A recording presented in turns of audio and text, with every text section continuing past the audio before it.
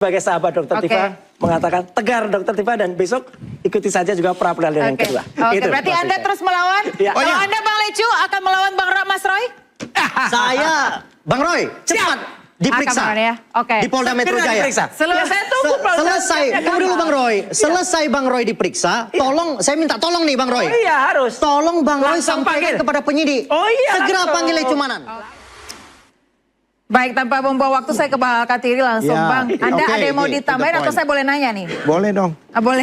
Oke, baik. Kalau tadi Mas Roy bilang belum sepenuhnya menang begitu ya. Kalau Iya. Dokter Tifa sendiri, apakah ini awal dari kemenangan atau seperti apa? Kami yakin menang karena dakwanya dapat kita counter sedemikian rupa. Di dalam dakwaan itu obscure libel lah, ada tidak jelas jelasnya dan artinya. sebagainya.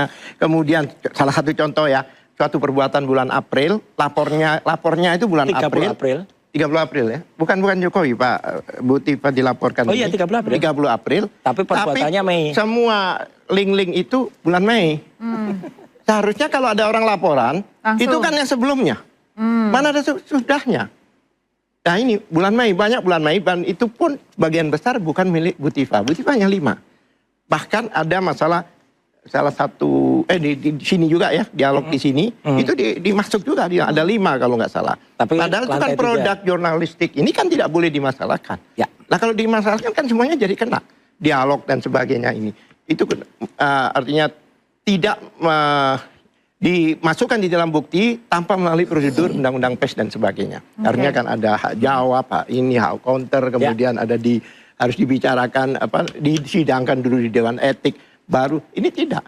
Jadi beberapa itu dari dialog-dialog Bu Tifa dengan media.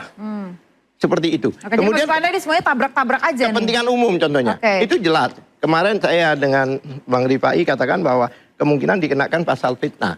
Fitnah itu ada ayat 2-nya menyatakan harus hakim itu harus menguji. Jika itu terbukti itu kepentingan umum, maka tidak kena. Itulah 310, pencemaran nama baik juga demikian. Ayat 3-nya menyatakan demi kepentingan umum tidak kena. Karena apa? Itu dilindungi Undang-Undang Dasar 45 maupun Undang-Undang KIP. Itu jelas. Itu yang kita tadi sampaikan. Jadi tim Anda melihat bahwa itu bukan yang dilakukan oleh Dokter Tifa? Sekarang saya mau tanya, apa sih kepentingan Dokter Tifa? Apa Dokter Tifa ditipu? Tidak. Kepentingannya betul-betul menguji ijazah publik. Yang mana sudah pernah digunakan sebagai jabatan publik. Dilindungi oleh Dan yang dilakukan pun hanya menganalisa saja, tidak memanipulasi, tidak ada. Dan itu namanya informasi elektronik kan. Jadi deliknya seharusnya tidak itu ya? Iya, barang siapa mengoreksi dan sebagainya merubah informasi atau dokumen elektronik milik orang lain. Dokumen elektronik. Iya. Bukan analog. Pertanyaan saya, elektronik milik siapa itu? Yang mengupload siapa? Baik. Nah, kenapa Jokowi yang melapor saat itu diantaranya? Baik. Kemudian ada lagi Bang Katiri? Iya. Saya mau beri tanggapan dulu dari Bang Rifai terkait yang Anda sampaikan tadi. Silakan Bang Rifai. Ya terkait dengan dengan tetap menghormati ya upaya eksepsi dan sebenarnya dengan menghormati juga tanggapan yang akan disampaikan pihak jaksa. Saya sekedar mengomentari saja dalam pandangan hukum yang saya pahami. Tadi yang disampaikan terkait dengan undang-undang pers, yang kita ketahui kan justru undang-undang pers itu melindungi insan pers dan produk-produk pers ya. Sementara di berbagai jurisprudensi juga tetap narasumber itu bertanggung jawab. Kedua, dalam perkara ini sudah didengar juga kok Dewan Pers dan nanti akan bersaksi. Ya, makanya kembali lagi sebenarnya eksepsi ini berkaitan dengan pembuktian. Nanti orang Dewan Pers seperti apa bicaranya juga akan menguraikan di persidangan ini. Terus tadi selain apa lagi? Terkait delik yang dilakukan Dokter Tifa adalah menganalisa. Jadi gini, tadi ada peristiwa. Dan juga, banyak peristiwa digambarkan. Tapi faktanya kan ada 5 peristiwa yang harus beliau pertanggungjawabkan. Silakan membela diri nanti dari 5 peristiwa ini. Dan terkait dengan adanya kepentingan umum, pembelaan terpaksa juga kesempatan untuk membuktikan, memang itu diatur di normanya. Tapi kembali lagi, ini semua harus dibuktikan. Jadi artinya apa yang disampaikan di eksepsi ini akhirnya ujung-ujungnya dijawabnya dalam pembuktian. Ya. Sehingga tidak bisa menjadi sebuah putusan sela. Itu yang dari awal saya bilang, sebenarnya ada 3 bagian. Pertama soal kompetensi yang sudah dijawab dengan surat keputusan Mahkamah Agung. Dan ternyata diatur juga di 166 KUH baru. Ya ternyata ya 166 KUH baru tadi saya intip sedikit. Baru dilihat ya? Di KUH baru soalnya. Harus sering-sering intip ya. Diatur juga di 166 dalam situasi tertentu bisa disidangkan di luar wilayah hukumnya. Itu sudah dicek itu. Alasannya harus jelas dong. Itu disebut seperti ya Zoom tadi. Ada tambahannya lagi pasal. Tertentu. Seperti Zoom. Ya. Zoom itu kan istilahnya dulu waktu Ya. COVID itu kan udah dicabut sebenarnya. Iya. Tapi masih dibolehkan, tapi alasannya harus jelas. Betul. Contohnya, Nggak boleh lah Zoom. contohnya Masa pada Jokowi waktu ada dia di BAP dia di Indonesia. Begitu di persidangan dia di Australia.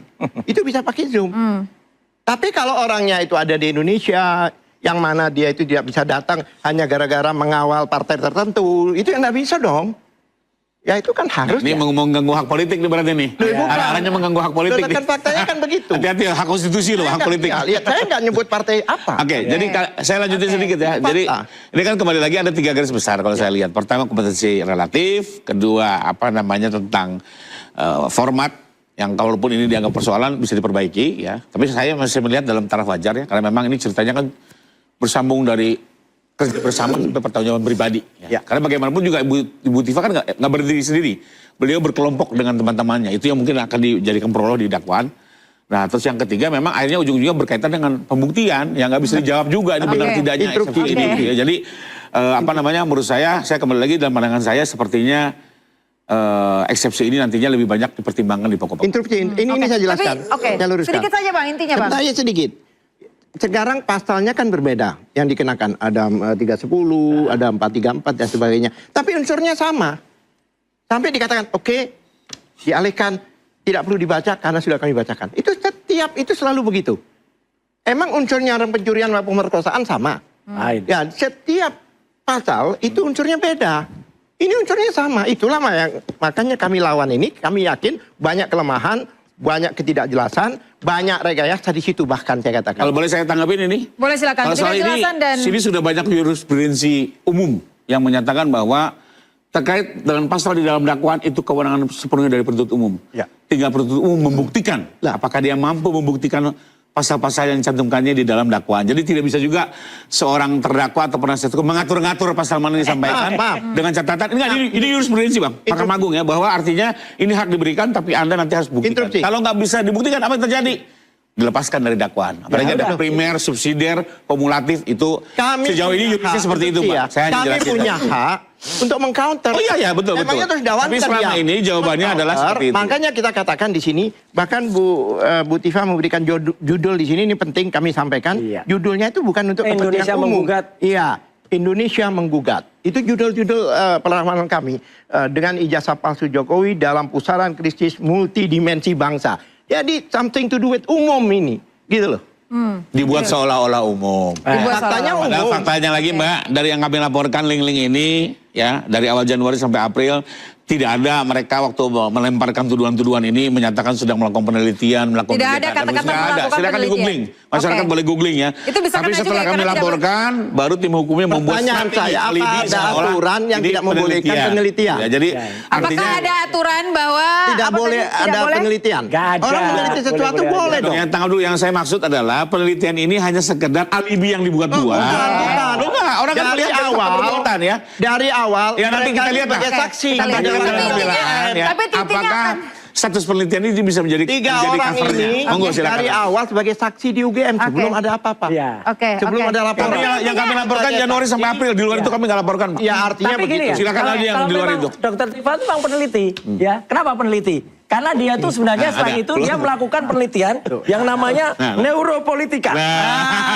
Jadi yang diteliti Dokter Tifa itu memang keahliannya begitu, dokter melatihan. Jadi artinya banyak sekali kesalahan-kesalahan yang kemudian saya lihat, tapi itu hak dari kuasa hukum nanti untuk mengkoreksi. melawan. Saya sebagai sahabat Dokter Oke. Tifa mengatakan tegar Dokter Tifa dan besok ikuti saja juga pra peradilan yang Oke. kedua. Oke, Itu berarti maksud Anda saya. terus melawan? Ya. Kalau Anda Bang Lecu akan melawan Mas Roy?